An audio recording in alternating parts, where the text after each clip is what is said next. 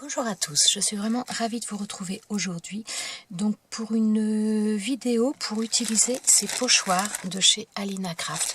Donc ce sont des pochoirs en, je crois que c'est en soie.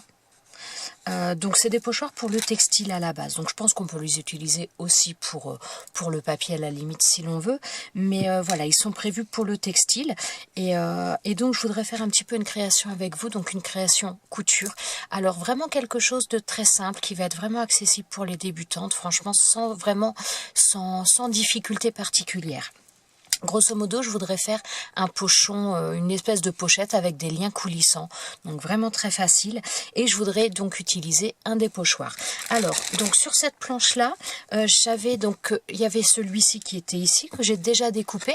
Celui-ci, je l'ai utilisé parce que j'ai voulu le tester, donc avant, voilà, avant de faire quelque chose avec vous, je l'ai testé. Donc je l'ai testé sur du tissu. Voilà, donc ça, je pense faire aussi une petite création avec, mais ce sera peut-être pas en tuto parce que je suis pas très bien équipée pour filmer au niveau de ma machine à coudre. Enfin, bon, c'est pas super, ce sera pas forcément pratique. Donc là, pour le tuto que je veux faire là, j'espère que ça va fonctionner. Donc ce pochoir là, voilà ce que j'ai fait. Donc là, j'ai utilisé deux couleurs. Je sais pas si vous allez bien le voir. Donc j'ai utilisé une couleur un petit peu dorée, cuivrée, mais qui, donc j'ai utilisé des peintures acryliques quand même, pour vous prévenir. Et donc là, celui qui est doré, doré cuivré, il y a des paillettes. Bon, je ne sais pas si vous les voyez. Moi, je les vois pas dans mon retour caméra. Alors, je ne sais pas. Donc là, et donc pour le cœur, pour l'intérieur, donc cette partie-là, je l'ai fait avec une peinture acrylique rouge. Alors, c'est un petit peu, je dirais, bavé. Là, on voit un petit peu que c'est un peu filé. Alors, je pense que ça doit venir de la peinture ou peut-être du tissu que j'ai utilisé. Je ne sais pas. Là, c'est un tissu. Donc ça, c'est tissu de récupération que j'ai fait. C'était un t-shirt où il avait été mangé par des mites à certains endroits. Donc, j'ai récupéré une bande de tissu. J'ai fait donc ce pochoir-là. Alors, ces pochoirs-là, c'est pas comme les pochoirs que l'on a l'habitude en scrap, étant donné que les parties qui sont donc la blanche, donc qui font ressortir la couleur, c'est pas... comment je vous expliquerai? Ce ne sont pas des parties qui sont enlevées. Ça fait une espèce de maille qui laisse passer la peinture. Mais donc, c'est quand même très facile après pour les nettoyer.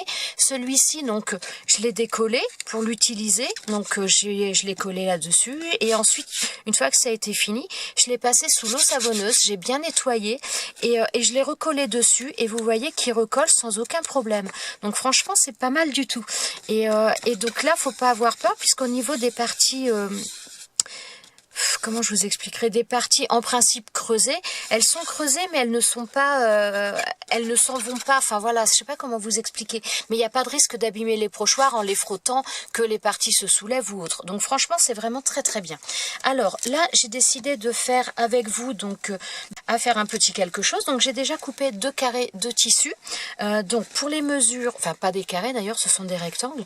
Donc 2 rectangles de tissu qui font 19 cm sur 25 cm. Là vous voyez du crayon bleu parce que donc enfin, vous voyez peut-être pas bien avec ma lumière. Là, vous voyez du crayon bleu, c'est tout simplement un stylo que j'ai utilisé pour prendre les dimensions que j'avais besoin. Moi, en couture, j'utilise les crayons, comment dire, les stylos à friction. Mais les crayons à friction, donc vous passez, donc ça, c'est un stylo, ça marque, et vous avez de l'autre côté un embout un peu plastique où vous frottez sur le papier et ça efface. Et bien, quand vous utilisez ces crayons-là en tissu, le fait de passer après votre fer à repasser dessus, ça partira avec le fer à repasser. Bon là j'avais repassé avant mais j'ai pas repassé après, mais bon voilà, peu importe. Donc j'ai pris 2 rectangles de la même dimension. Donc moi j'ai choisi le même tissu, mais on peut tout à fait choisir des tissus différents. Et je voudrais donc faire un test avec celui-ci, le Molove. Donc déjà je vais commencer par découper. Voilà. Alors au niveau de la peinture, j'ai choisi donc une peinture métallique, peinture acrylique. Oh, je pourrais même pas vous dire d'où elle vient parce que ça fait des années que je l'ai celle-ci. Donc voilà. Après, peinture acrylique, vous prenez ce que vous voulez. Ça doit peut-être marcher aussi avec d'autres peintures, style de la gouache ou autre. Mais bon, les peintures acryliques, c'est ce qui est le mieux pour, après, dans la durée. Alors là, je mets un rebord, c'est parce que donc ça me servira par la suite pour, comment dire, c'est pour centrer un petit peu mon motif. Donc là, je fais un rebord, c'est ce qui sera au niveau de mes liens coulissants, c'est pour arriver à centrer un petit peu les choses. Voilà. Alors maintenant, donc je l'enlève de son support.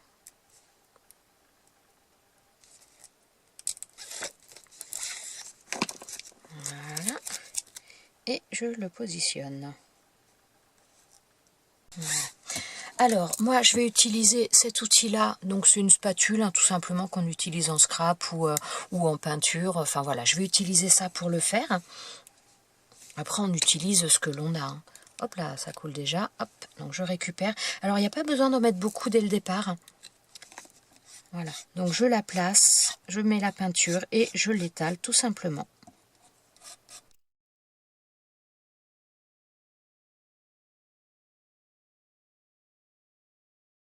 On voit pas bien, mais je pense que mon tube est pas très loin de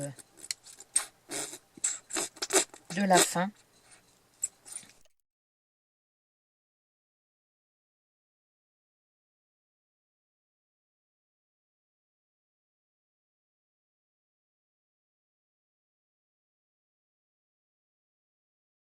Alors voilà ce que ça nous donne. D'ailleurs, en vous le montrant, je vois qu'il y a un endroit où il n'y a pas beaucoup de peinture. Je vais en rajouter un petit peu. Vu qu'il est... vu que je suis avec la lumière, il est tard, je vois pas grand chose des fois avec les reflets. Hop, là ça devrait être bon. Alors, donc voilà ce que ça nous donne. Non, je vois qu'il y a encore des endroits où ça manque.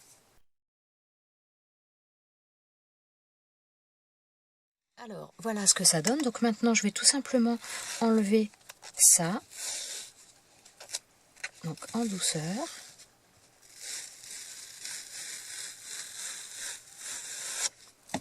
Voilà. Et donc maintenant, je vais aller passer ça. Donc je ne sais pas si vous allez voir, mais vous voyez ici, c'est pas creux. Enfin, c'est pas creux. C'est pas enlevé complètement. C'est simplement, il y a comme une espèce de filet qui permet à la peinture de passer et de pouvoir, comment dire, faire les choses. Mais donc ça ne se déchire pas. Donc maintenant, je vais aller laver ça sous l'eau. Alors moi, je prends un peu d'eau chaude. Je trouve que c'est plus facile. Sous l'eau chaude avec du savon.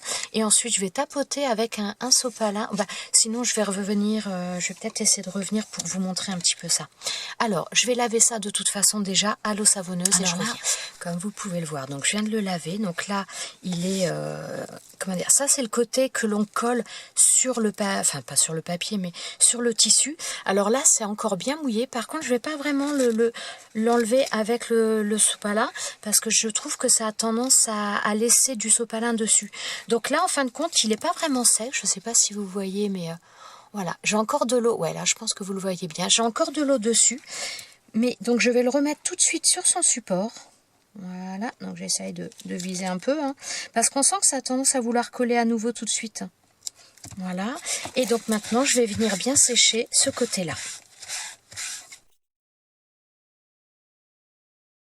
Et donc là, on voit que ça recolle dessus. Et on a à nouveau, on sent bien, quand on le soulève, que c'est encore collant. Donc, voilà. Là, le pochoir est redevenu impeccable, il n'y a pas de souci, donc je vais pouvoir le ranger. Alors, là maintenant, je vais laisser sécher ça. Et puis une fois que ça va être sec, eh bien on va continuer la couture ensemble. Alors maintenant, donc c'est bien sec, donc je vous montre le résultat. Donc c'est vraiment tout en douceur. Alors maintenant, donc sur sur le haut de ce qui va être ma pochette, je vais faire une marque parce que ça va être une limite pour la couture. Donc je vais prendre une grandeur de 5 cm. Alors moi je prends une règle comme ça m'évite de prendre les mesures, voilà. Je vais utiliser un stylo à friction. Donc là bon, c'est un noir, mais bon, c'est pas grave. Voilà. Donc là je le fais sur le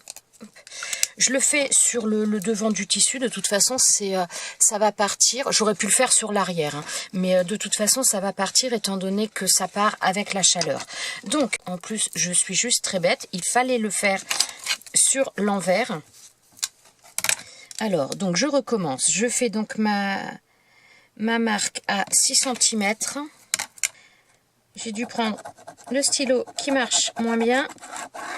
Bon, est-ce qu'on va le voir? Ouais, ça va le faire. Bon, donc forcément, là, je pense que j'arrive un petit peu à la fin de mon stylo. Donc là, j'ai ma marque. Alors maintenant, donc je vais prendre mes tissus et donc je vais mettre endroit contre endroit. Alors surtout, on fait attention s'il y a comment dire, un sens au niveau du tissu. Bon, moi, c'est pas vraiment le cas, hein. Donc de bien mettre. Donc là, ça va être le haut. Voilà. Et ensuite, donc je vais épingler tout le tour. Alors, on peut mettre des épingles, on peut mettre des pinces. Moi, je vais mettre des pinces. Donc voilà, maintenant donc j'ai ma marque qui est ici. Donc je vais passer à la couture. Donc je vais coudre tout le contour comme ça. Je vais faire un U jusque là et je ne vais surtout pas coudre la partie supérieure. Donc on peut le faire à la machine, on peut le faire à la main si on n'a pas de machine. Voilà, après c'est au choix de chacun. Donc la première chose à faire par rapport à ça, c'est d'ouvrir les coutures que je viens de faire. Donc voilà. Et donc surtout, on va bien jusqu'en haut, même la partie qui n'a pas été cousue. Ça va être vraiment très important.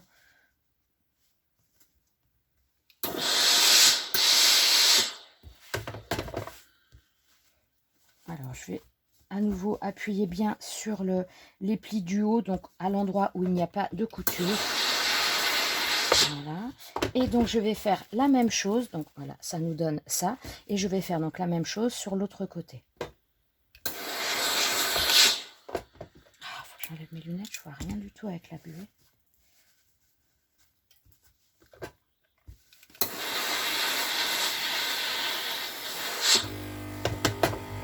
Donc ça nous donne ça, on a bien notre pli de ce côté-là, on a bien nos plis marqués de ce côté-là. Donc maintenant, ce qu'il va falloir faire, c'est il va falloir, donc sur le haut de la pochette, il va falloir rabattre ce pli à peu près sur 1 cm. Et donc là, pareil, on marque bien les choses au fer à repasser. Et on fait pareil de l'autre côté. Franchement, c'est une pochette très simple. Donc, c'est pas forcément facile à vous le filmer, mais franchement, c'est très, très simple. Alors, donc, je vois à nouveau plus rien. Donc là, on a notre ouverture qui est comme ça. Et donc là, on va venir à nouveau rabattre cette partie que l'on vient de faire jusqu'à... Hop, jusqu'à... Oui, ben là, forcément, mon trait, il est effacé avec la chaleur. Mais donc, jusqu'au trait qu'on avait fait. Donc, à peu près jusqu'à l'ouverture. Voilà, tout simplement. Et donc là, de la même manière, je remets un coup de fer. Et je fais pareil de l'autre côté.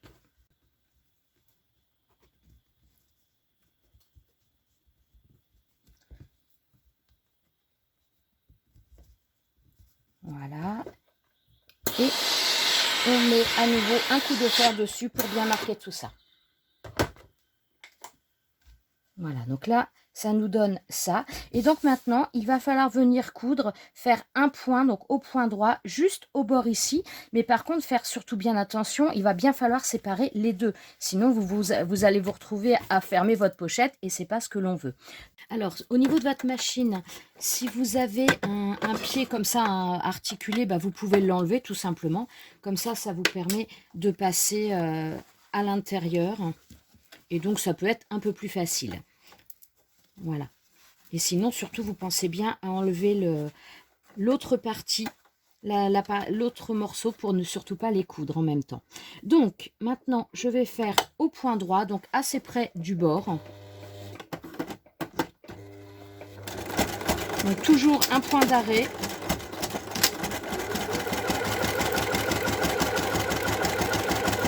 J'essaie de ne pas mettre ma main devant pour que vous puissiez voir.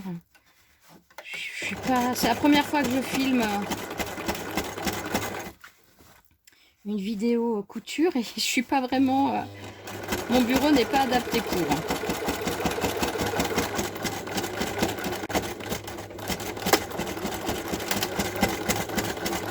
Donc le point d'arrêt avant et après. Et donc là, je vais coudre le deuxième morceau. Hop.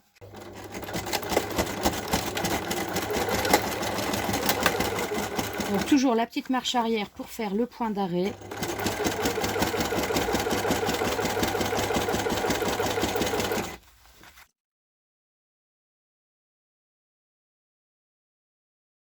Donc voilà, l'opération couture est terminée. Donc là, on est sur l'envers.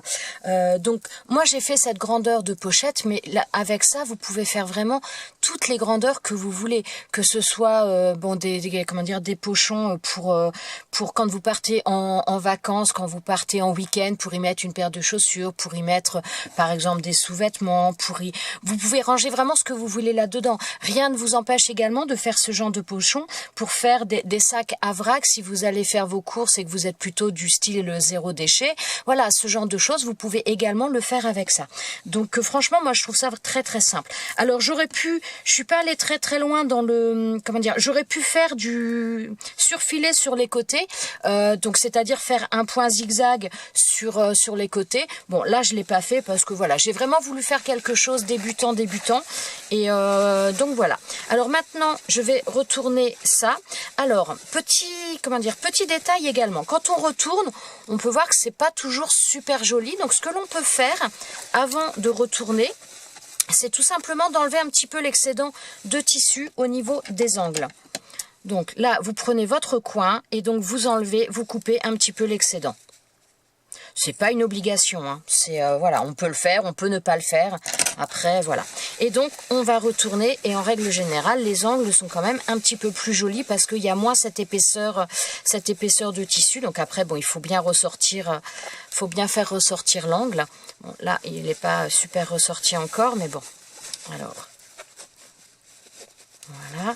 Donc, souvent pour faire ressortir l'angle, on peut prendre quelque chose et puis le pousser comment dire, en étant de l'intérieur. Ou alors, on peut également prendre une aiguille et puis voilà, tirer. Je sais pas si je suis dans le champ. Voilà, tirer pour faire ressortir bien le coin.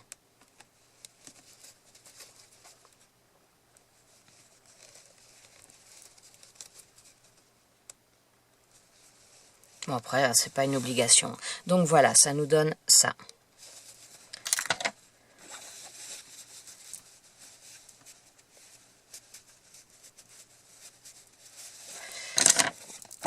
Donc voilà pour ça. Donc maintenant, il va falloir passer le ruban à l'intérieur. Donc pour ça, j'ai décidé d'utiliser ce ruban-là. Donc je ne l'ai encore pas utilisé. Un petit clin d'œil à Patty au passage. Parce que c'était Patty, c'est Patty qui me l'avait envoyé. Alors, pour connaître la quantité de ruban qu'il va vous falloir, eh bien, tout simplement, vous prenez, voilà, là, il faut le mettre en double. Voilà, vous prenez la quantité que vous avez besoin. Donc là, il n'y a pas besoin d'aller beaucoup plus loin. Donc là, voilà, je vais couper ici et je vais... Voilà, les ciseaux, c'est vraiment pas des ciseaux pour le tissu ou les choses comme ça. Et donc, je vais prendre 2 fois cette quantité. Voilà. Donc là, j'ai mes 2 rubans. Donc là, en l'occurrence, celui-ci, je vais vous dire quand même les mesures. Mais voilà, à chaque fois, vous adaptez de toute façon en fonction de votre projet, hein. Donc celui-ci, il fait...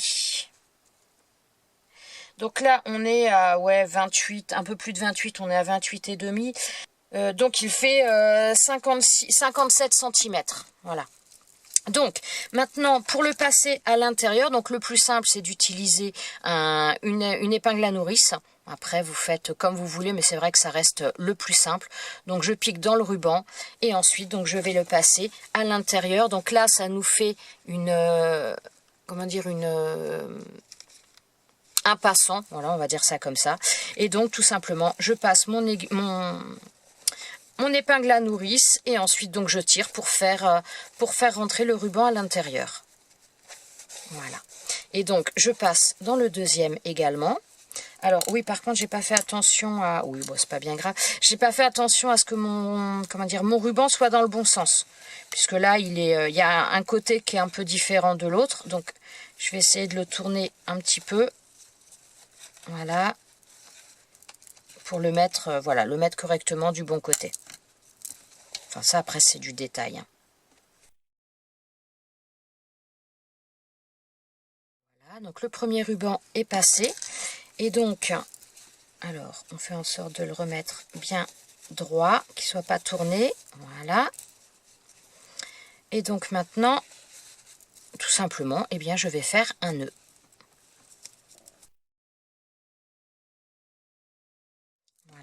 Et donc maintenant je vais faire exactement la même chose avec l'autre ruban, à une petite différence près, c'est que je vais...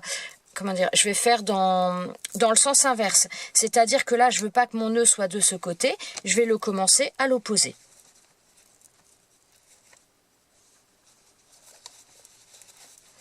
Donc là, des fois, il y a un petit peu moins de place à l'intérieur du passant puisqu'il y a déjà un ruban. Bon, moi, j'ai fait quand même une pochette, enfin, un passant assez large. Le ruban est quand même fin, donc il n'y a pas de souci.